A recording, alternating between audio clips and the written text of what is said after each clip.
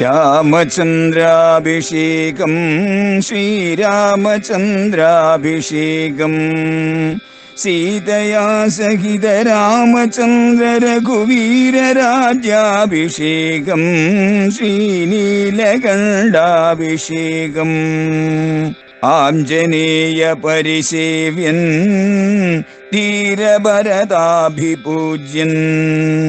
വീരലക്ഷ്മണ കുമാര ശത്രുഘ്ന സോദരാർച്ചിത പദാബ്ജൻ ശ്രീനീലകണ്ഠ ഹൃദയേശൻ രാമചന്ദ്രാഭിഷേകം ശ്രീരാമചന്ദ്രാഭിഷേകം. അല്ലയോ ഭഗവാനെ, അങ്ങയുടെ ഈ രൂപമുണ്ടല്ലോ, ഇത് അലൗകികമായ രൂപമാണ്, ഇത് വൈഷ്ണവമായ രൂപമാണ്, ഇത് മറ്റുള്ളവർ കാണാൻ പാടില്ല എന്ന് മാത്രമല്ല, അങ്ങയെ ഒരു കൊച്ചു കുഞ്ഞായിട്ട് വളർത്തുവാനുള്ള മോഹം എനിക്കുണ്ട്. അങ്ങയെ ലാളിക്കാനും വാത്സല്യം അങ്ങയിൽ ചൊരിയാനും ഒക്കെയായിട്ട് അതിന് യുക്തമായിരിക്കുന്ന രൂപം, മനുഷ്യരൂപം അങ്ങ് കൈക്കൊള്ളണം എന്ന് കൗസല്യ അഭ്യർത്ഥിക്കുന്നു. ഭഗവാൻ സന്തോഷത്തോടുകൂടി ചിരിച്ചുകൊണ്ട് കൗസല്യയോട് പറഞ്ഞു, കഴിഞ്ഞ ജന്മത്തിൽ ദശരഥൻ കശ്യപ പ്രജാപതിയായിരുന്നു, അതേപോലെ തന്നെ അമ്മ അദിതിയായിരുന്നു. അന്ന് ഞാൻ നിങ്ങൾക്ക് മകനായി നിങ്ങൾ അഭ്യർത്ഥിച്ചതുകൊണ്ട് വാമനനായി അവതരിച്ചു. വീണ്ടും എന്നെ തന്നെ മകനായി കിട്ടണമെന്ന് നിങ്ങൾ ആഗ്രഹിച്ചതുകൊണ്ട് വീണ്ടും ഇതാ ഈ ജന്മത്തിൽ ഞാൻ നിങ്ങളുടെ പുത്രനായി വീണ്ടും വന്ന് പറഞ്ഞിരിക്കുന്നു.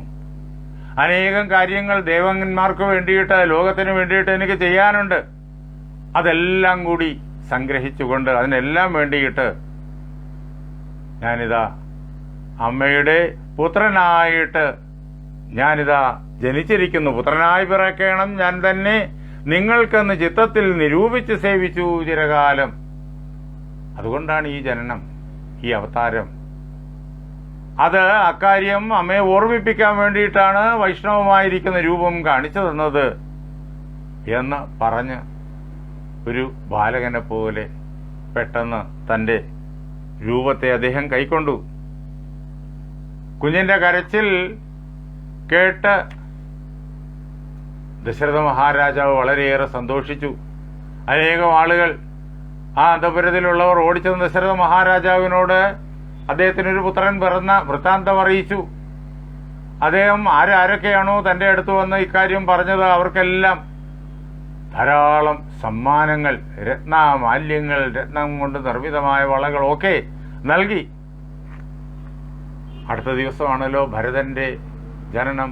അതിനടുത്ത ദിവസം സുമിത്രയുടെ സന്താനങ്ങളായിട്ട് ലക്ഷ്മണന്റെയും ശത്രുഘ്നന്റെയും ജനനം. ആ കുഞ്ഞുങ്ങളെ അച്ഛനും അമ്മമാർക്കും ഈ അയോധ്യയിലുള്ള എല്ലാ ആളുകൾക്കും അതേപോലെ ദിവ്യലോകങ്ങളിൽ വസിക്കുന്നവരായിട്ടുള്ള ദിവ്യ ആത്മാക്കൾക്കും തപസ്വികൾക്കും ദേവന്മാർക്കും എല്ലാവർക്കും മധുരമായ പുഞ്ചിരി കൊണ്ടും മധുരമായ ശബ്ദം കൊണ്ടും മധുരമായ ചലനങ്ങളെ കൊണ്ടും വളരെയേറെ ആനന്ദത്തെ നൽകി. വസിഷ്ഠ മഹർഷി അവരുടെ ജാതകർമാദികളൊക്കെ നിർവഹിക്കാണ്. എന്നാൽ അദ്ദേഹം അവർക്കെല്ലാം പേരിടുന്നു. സമസ്ത ലോകങ്ങളും ആത്മാവാം ഇവങ്കലെ രമിച്ചിടുന്നു നിത്യം എന്നോർത്ത് വസിഷ്ഠനും ശ്യാമള നിറം പൂണ്ട കോമളകുമാരന് രാമൻ എന്നൊരു തിരുനാമവും ഇട്ടാനല്ലോ. ശ്യാമള നിറമുള്ള ആകാശത്തിന്റെ നീലിമയുള്ളവനായ കോമളാകാരനായ സുന്ദരനായ കുമാരന്, ഈ 4 കുമാരന്മാരിൽ ഏറ്റവും മൂത്തവനായിരിക്കുന്ന കുമാരന് രാമൻ എന്നൊരു തിരുനാമം ഇട്ടു. എന്തുകൊണ്ട്? എല്ലാ ലോകങ്ങളും ഇവനിൽ ആനന്ദിക്കുന്നു. ഇവനാണ് ലോകങ്ങളുടെ മുഴുവൻ ആത്മാവ്. അതുകൊണ്ട് എല്ലാവരെയും ആനന്ദിപ്പിക്കുന്നവൻ എന്ന അർത്ഥത്തിൽ രാമൻ എന്ന് അദ്ദേഹത്തിന് പേരിട്ടു. രമധാതുവിന് ആനന്ദിപ്പിക്കലാണ് അർത്ഥം. അങ്ങനെ രാമൻ എന്ന് പേരിട്ടു. ഇത് തന്നെ എഴുത്തച്ഛൻ നമ്മോട് വിളിച്ചു പറയുന്നു. അധ്യാത്മരാമായണത്തിലെ ഓരോ ഈരടിക്കകത്തും രാമന്റെ പരമാത്മ സ്വരൂപത്തെ എഴുത്തച്ഛന്റെ കിളിമകൾ നമ്മെ കേൾപ്പിക്കും. സമസ്ത ലോകങ്ങളും ആത്മാവാം ഇവങ്കലേ രമിച്ചിടുന്നു നിത്യം എന്ന് പറയുമ്പോൾ ഉപനിഷത്താണ് ഇവിടെ അധ്യാത്മരാമായണത്തിലൂടെ കേൾക്കുന്നത്. ഈ അധ്യാത്മരാമായണത്തിലെ ഏതെങ്കിലും 2 വരി വളരെ ശ്രദ്ധയോടുകൂടിയിട്ട് മന്ത്രമായി ഉപാസിച്ചാൽ ഇത് മന്ത്രമാണ്. പരമമായിരിക്കുന്ന സാക്ഷാത്കാരത്തില് ആർക്കും എത്തിച്ചേരുവാനായി സാധിക്കും. അതാണ് അധ്യാത്മരാമായണത്തിന്റെ ഗുണം. ഈ വാക്കുകളെല്ലാം വരുന്നത് കിളിമകളുടെ കണ്ഠത്തിൽ നിന്നാണ്. കിളിമകൾ എഴുത്തച്ഛന്റെ ഉള്ളിലിരിക്കുന്നു. സരസ്വതിയാണ് കിളിമകൾ എന്ന് നേരത്തെ പറഞ്ഞു. അവിടെ നിന്നിട്ട് ഒഴുകി വരുന്ന വാക്കുകളാണ്. അതുകൊണ്ട് ഇതിന്റെ മധുരിമയ്ക്ക് പരിധിയില്ലായ്മയുണ്ട്.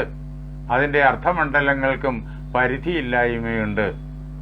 അങ്ങനെ ഹൃദയഹാരിയായിട്ടുള്ള കവിത. ഇത് ലൗകിക കവിതയല്ല.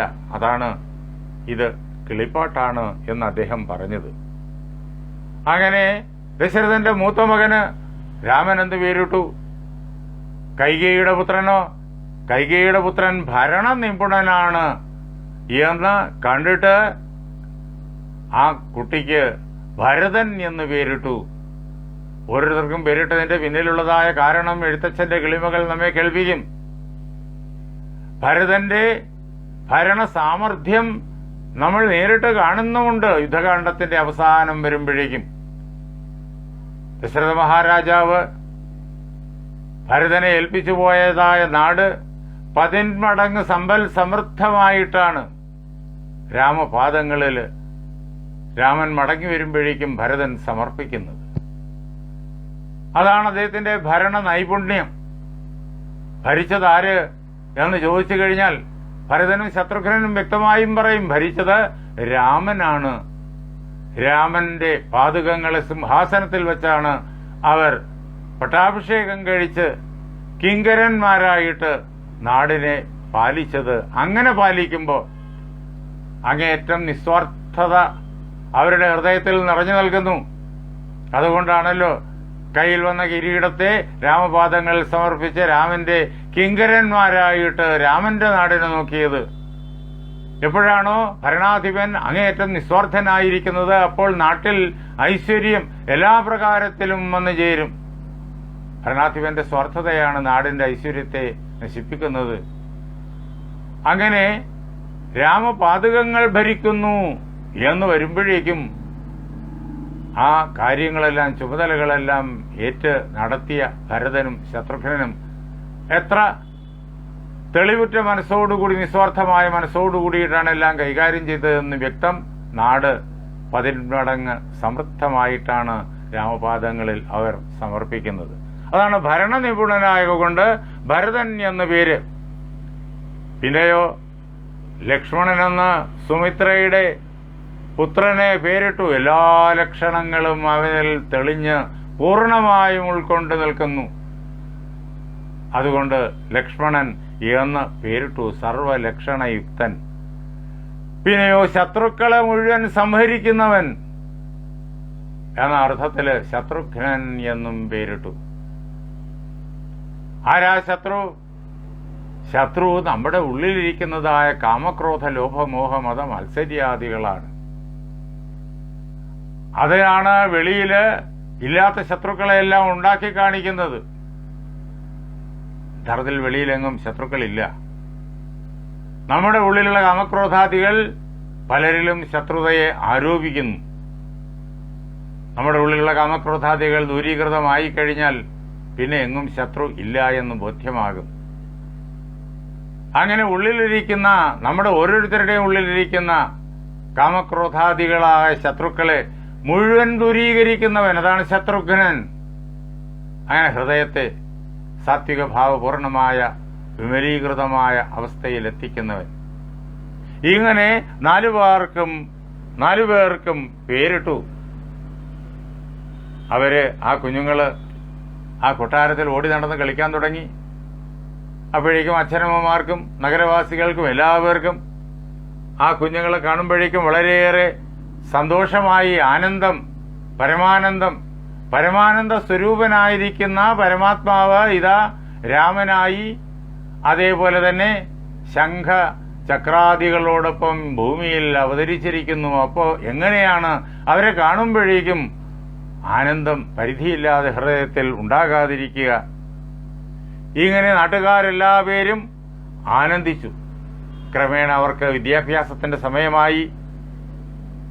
ദശരഥ മഹാരാജാവ് ആ കുഞ്ഞുങ്ങളെ വിദ്യ അഭ്യസിപ്പിക്കാൻ വേണ്ടിയിട്ട് വസിഷ്ഠ മഹർഷിയുടെ പാദങ്ങളിൽ സമർപ്പിച്ചു. വിധിനന്ദനായ വസിഷ്ഠ മഹാമുനി വിധിപൂർവകം ഉപനിശ്ചിത ബാലന്മാരെ,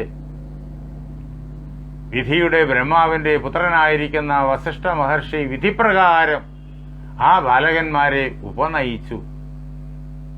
ചെങ്കോട്ടുകോണം ശ്രീരാമദാസ് ആശ്രമത്തിലെ അധ്യാത്മരാമായണം 9 പകലുകൾ കൊണ്ട് നവാഹയജ്ഞമായി നടത്തുന്ന സമ്പ്രദായമുണ്ട്. സ്വാമിജിയാണ്, ജഗദ്ഗുരു സ്വാമി സത്യാനന്ദ സരസ്വതി തൃപ്പാദങ്ങളാണ് നവാഹയജ്ഞം നടത്തണം എന്ന് പറഞ്ഞ് അതിന്റെ ക്രമങ്ങളെല്ലാം ഉപദേശിച്ചു തന്നത്. അദ്ദേഹത്തിന്റെ സമാധിക്ക് ശേഷമാണ് നമുക്കത് ചെയ്യാനായി സാധിച്ചത്. അങ്ങനെ നവാഹയജ്ഞം നടക്കുമ്പോൾ 2-ാം ദിവസം മധ്യാഹ്നത്തിലാണ് ഈ ഭാഗം വായിക്കുക.